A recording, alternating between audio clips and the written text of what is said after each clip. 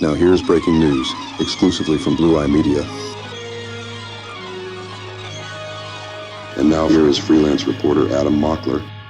We have some major breaking news. Texas Republicans are trying to redraw the state map in order to rig the midterms in their favor at the request of Donald Trump. I am standing here with two Texas state representatives who have bravely and heroically disrupted this process by breaking quorum, leaving the state, and stopping Republicans dead in their tracks. I am here with Representative Trey Martinez-Fisher. How are you? Doing well. I'm here with Representative Gina Hinojosa. It's good to be here. Let's start with this. You guys had to leave on very short notice when Republicans began this process. Can you explain to me what the process was leaving, when you knew you had to leave your family, and you have a son and a husband you had to leave on short notice? Can you explain to me what this was like? Yeah, so we got word this was going to happen probably about a month ago. We started hearing rumors, but it became real when we saw the maps that gutted our communities and their voice in Congress. And then I knew right away, and enough of us knew it was time to go to defend the rights and the voice of our constituents.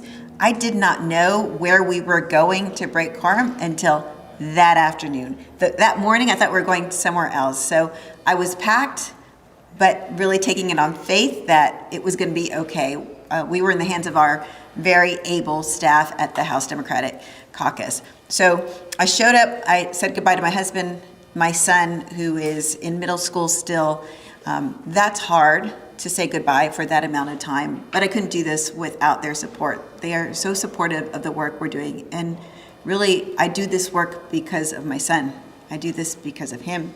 I went on a vacation this summer to Philadelphia. We went to Independence Hall, and it was so important for me that my son connected to who we are, our founding principles that are good, that we really can't see anymore in this country.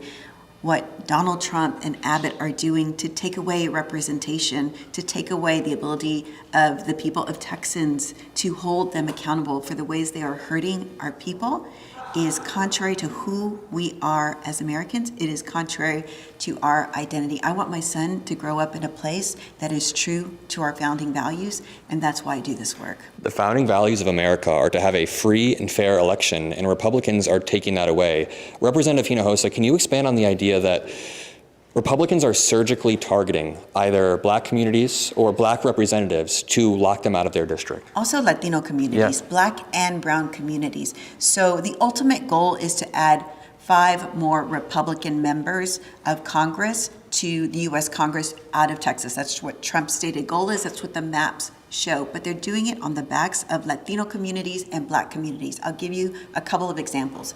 In Austin, we have 2 members of Congress. One we share actually with San Antonio, and one is Latino represented, and it is a Latino opportunity district where that community has an opportunity to elect the representative of their choosing, and the other isn't. The one that is eliminated by the Trump map is the Latino district. Houston is the same thing. We have a member of Congress from Houston, Sylvia Garcia.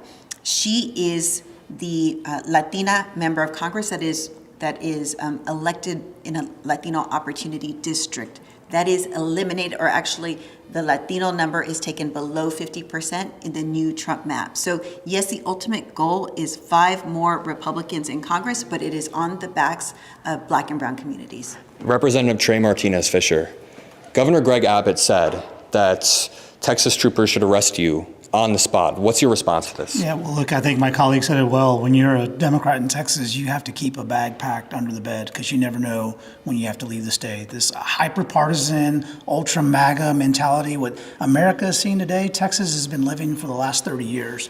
And so, look, we're not scared of empty threats, but we recognize this. I mean, people have paid a much higher price for the right to vote. And so, but this is necessary because we have to stop and make sure that this country is waking up. America has to wake up because our democracy is being taken right before our very eyes. And we need to not just wake up, we need to rise up. And for every Trump takeover district they try to make in Texas, we will offset that in California, New York, Maryland, and other places. We're going to fight fire with fire. And so if it takes Gina and I to leave our families, it's tough. It's a sacrifice. but we recognize that we never underestimate the American people when it comes to preserving our democracy and standing up for something. And that's, we're hoping that we're going to start that conversation across this country. First of all, thank you for making the sacrifice, both of you. But an analogy I always draw is that norms in a democracy work like consent. You can't have meaningful consent when only one party is engaged, in the same way that you can't have a meaningful democratic system when only one party is engaged in the norms. So what we're seeing now is the Democratic Party, for the first time in a while, it feels like, punching back and making sure that we are there. Can you explain to me how, on a broader level, this is a fight we need to take to the federal stage? Yeah, absolutely. So in some ways, this fight is a gift, right? So many Americans would like to take the fight directly to Donald Trump, and they can't. And here, we in Texas have an opportunity to do just that and to fight to win. The amount of opposition that we heard just in the couple of days after the maps were released and the couple of weeks after this was added to the agenda, the issue of mid-decade redistricting, was inspiring. Texans are ready to fight, and it is an honor to be part of that fight and to show the world really what it looks like to fight to win. Very well said. And what we're dealing with here, President Trump said this morning, he's entitled to these seats in Texas, right? That's what we're talking about, entitlement president. This is not the commander-in-chief. This is the commander-in-cheat, right? Somebody who would cheat to steal this election. And that's why people should be pissed everywhere, right? And I think that's what Texas Democrats are doing. We know we're the spark. And if our job is to wake the country up so that we push back, then we're doing our jobs. And so this is something we take seriously. And I think everybody who's paying attention should also take seriously. And you know what bothers me? Republicans are now taking all these examples of gerrymandering across the country to try to gaslight us and make us act like this is normal. Is it fair to say that redistricting in a mid-cycle, not near a census, but in a mid-cycle right before the midterms, is an intentional disenfranchisement of voters? It's not just a normal thing. So look, it used to never happen, right? It happened every 10 years. A guy named Tom DeLay back in 2003 did it one time. The true issue here is Trump knows he's going to lose the 26th election, and we know that Lizzie Fletcher is going to be in charge in the U.S. Congress, right? So what does he do? He doesn't want accountability. You think you want Lizzie Fletcher asking you questions, right, under oath? I don't know. So he's going to cheat, change these districts, and keep his majority. And so look, the Supreme Court said, hey, you can redistrict any time, but what they also said is you're not going to do it on the backs of Latinos and African Americans and Asians. You still have to protect them. And these guys have disregarded that, and that's why we were fighting on this principle. And whether we win on this walkout, we will also try to win in the courthouse. That's where it becomes illegal, right? Because they always say gerrymandering in itself is legal, which it shouldn't be, but when you begin to surgically target minority communities, that's when it becomes incredibly illegal. Well, and here's the crazy part about it, right?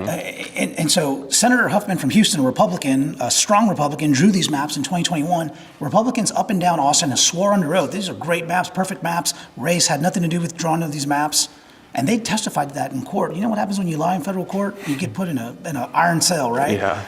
And then all of a sudden, the Justice Department from the Trump administration say, hey, wait a minute, these districts are bad because you use race.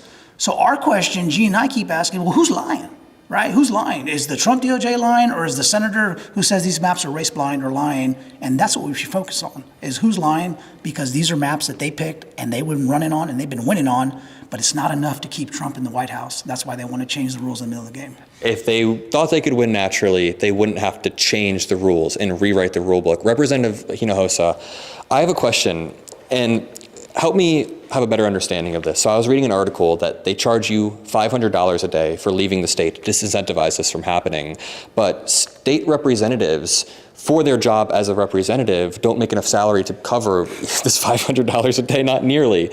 So can you explain to me how not only you're leaving your family, not only are you leaving your home and what you're comfortable with, but you're also giving up a lot of comfort and sacrificing even more than that. Can you help further my understanding of this? Yes, well, you're right. And I think that those fines are unconstitutional under our Texas Constitution. Breaking quorum is a tool that we have, that we are allowed to use to represent our constituents, to fight for them, to defend them. We are one of 4 states in the whole United States of America with this ability. And so it is our right to use it. That set aside, you heard earlier Representative Martinez Fisher talk about much greater sacrifices have been made for our freedoms. And so, yes, we're facing the threat of these fines. Yes, we don't make a lot of money, but when you look at it in the grand scheme of things, it's not too much to ask for us to take on these risks to defend our constituents and their rights. and I appreciate you guys for taking on these risks. You guys can find Representative Gina Hinojosa and Representative Trey Martinez-Fisher in the description. Go check them out. They're on the front lines. I'm going to walk over and now talk to Federal Representative Liz Fletcher. How are you doing? Hey, I'm okay. How are you? Doing well. Thank you for coming out to Illinois. I guess thank you for coming out in grim circumstances. I guess I want to start here. If Donald Trump and Republicans could win fairly, I feel like they would win fairly in campaign, but they can't. They know they can't. They know the tariffs have hurt Americans. They know that their immigration policy is absolutely unpopular. So can you explain to me, why is this blatant power grab happening, and why can't they win naturally? Well, there are a whole lot of layers to that question, and I do think it's really important to understand that you're right. They see the writing on the wall, that what they are doing, what they've been doing in the beginning of this administration is harmful to Americans. They're not delivering on their campaign promises. They're not bringing down prices. They're not making people safer, and they're implementing policies that are going to hurt people. You look at that one big ugly bill, and it's going to take health care away from 17 million Americans, cutting back on food assistance. $6 a day for people across the country who are going to be hungrier, people are going to be sicker. And they're doing all of this, implementing these tariffs, as you mentioned, that are driving costs up.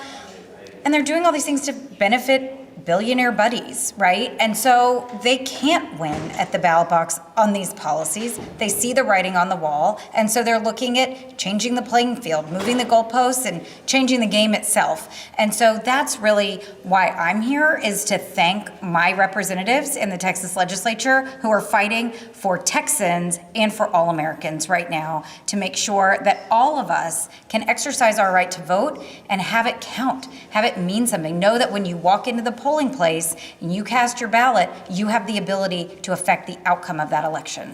Can you provide some broader context on the history of gerrymandering in Texas, briefly, because we could probably be here for 3 days talking about the history of gerrymandering, but I was doing a lot of reading over the past month, as I'm sure a lot of people have, and there's a lot of context surrounding this that makes this fight even more heroic and even more necessary. Yeah, you're right. There's a lot to say around what's happened in Texas, but there are a couple of really important things to know in this moment. Number one, Texas has a long history of discriminating against minority voters. It was a case from Texas, actually, in 1944, where the Supreme Court struck down the white primaries, where Democrats at the time ruled the state and had whites-only primaries. That got struck down by the Supreme Court. About 20 years later, you have the Voting Rights Act, and Texas was one of the states that had to clear its maps before they changed the legislative maps and the districts because of the history of discrimination. Poll taxes, literacy tests, all kinds of things to keep people from voting. And so we know that in every decade since the Voting Rights Act passed, Texas was found to be in violation of the Voting Rights Act. And Every decade? Every time. Every time? Every time. And so the courts have stepped in and required the state to redraw the maps, do different things. And actually there's a case in court right now that Representative Martinez-Fisher was just talking about the 2021 maps. Mm-hmm. And so what we know is that Texas is a majority minority state. More than 60% of our state is minority voters, Black, brown, Asian American. And yet, when you look at these maps, those voters control less than 40% of the seats in Congress. And what do I mean by that? We have 38 seats in this congressional delegation. 13 of them are represented by Democrats, and those 13 seats are the only seats where minority communities consistently and reliably elect their candidate of choice. In the other 25 districts, Anglo voters control the outcome of that election. They elect Republicans. The minority communities have all elected Democrats, and I'm very proud to be one of their candidates of choice in Houston. But what we know is that for Donald Trump or anyone to come in and come after any of those 5 districts means you're intentionally diluting the voting power of those minority communities. Mm-hmm. And that's what they're doing here. It's discriminatory, and that's why it's a violation of the Voting Rights Act, it's a violation of the Constitution, and it's a violation of the principles that we all agree on in a democratic society, that we should be able to pick our politicians, mm-hmm. and not have politicians pick their voters. And Republicans have been doing this in different states across the country for a while, disenfranchising minority communities. I remember a lawsuit back in North Carolina said that Republicans were, with surgical precision, disenfranchising black voters because they would introduce or take away certain types of IDs. This was the whole voter ID debate. So now we see this happening, well, it's been happening in Texas for a while, but we see this happening state by state. Do you endorse the Democratic plan, if this passes? Hopefully it doesn't. Do you endorse the Democratic plan to punch back and redistrict their own states?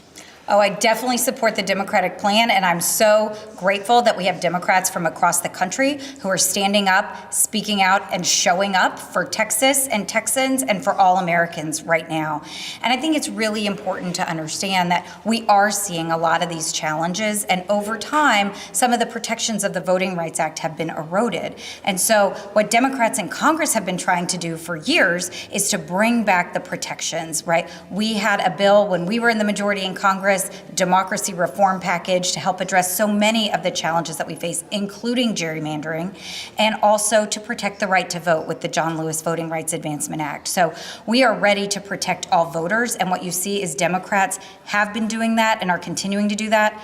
But this is a new chapter in the fight, and we're so lucky to have incredible leaders of the National Party and leaders in states across the country who are standing with Texans in this moment because they understand how important it is for us to be able to exercise our right to vote. They also understand that this can happen everywhere. You know, we like to say in Texas, everything's bigger in Texas. That's one of our big things.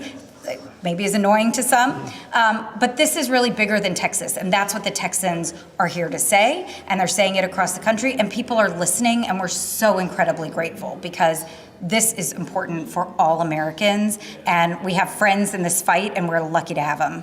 Thank you for being one of the leaders standing up, Representative Fletcher. I appreciate this a lot. Thank you for your so time. much. You can Glad to be find with you. Representative Lizzie Fletcher in the description below. Go follow the people on the front lines. We have one final interview with another leader who has been standing up, DNC Chair Ken Martin. How are you doing today, sir? Hey, Adam. How are you? Doing well. We've chatted a few times. I'm glad to be back. We're currently in Illinois, and this is a high-stakes situation.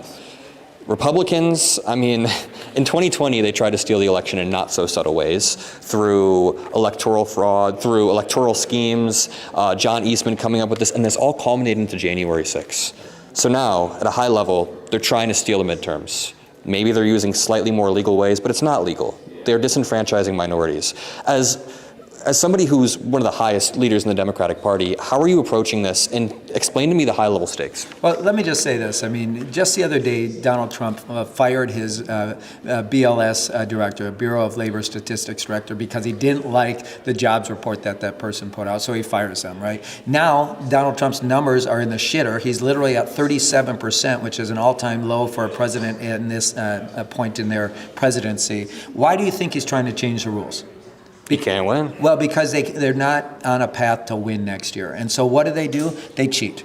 They rig the system. They're on the wrong side of the issues. This is one of the most unpopular bills that they just passed in over a half a century. The American people are backlashing against the tariffs, against the destructive policies from earlier in this administration and this bill. All they've got left right now is to actually change the rules midstream of the game to actually rig the system in their favor. That's what this is really about. And look, what are they doing in the process? They're ripping apart and shredding apart our Constitution. They're trampling on voting rights. They're basically throwing people under the bus, all in this craven power grab. And this is just the tip of the spear. The reality is they're going to bring this to Missouri. They're going to bring this to Ohio. They're going to bring this throughout the nation. What do we need to do right now? Democrats need to resist with everything we have, with every fiber of our being. We need to get off our asses and realize that this is much bigger than Texas.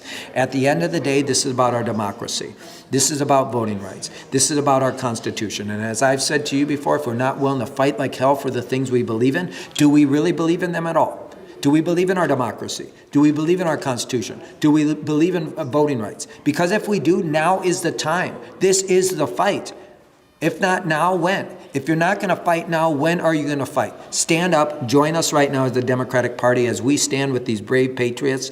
And they are patriots. These Texas House members who fled their state to stand up for their constituents, to stand up for their state, to stand up for democracy. That's patriotism. Unlike this bozo, this orange-faced bozo in the White House who calls himself a patriot as he's shredding the Constitution, as he's trampling on voting rights, let's call it out for what it is. It's bullshit, and we're going to stand up and fight. He thought we weren't going to fight. He thought that we were going to roll over, but Democrats have shown up strong. Across the country, Democrats have come out in a unified way and pushed back against this blatant authoritarianism. If you had a message to Donald Trump and Texas Governor Greg Abbott, what would it be? Well, I said this on the day one. You were at that press conference when I won the race for DNC chair. People asked me, what message do I have for Donald Trump? It's the same message I said then.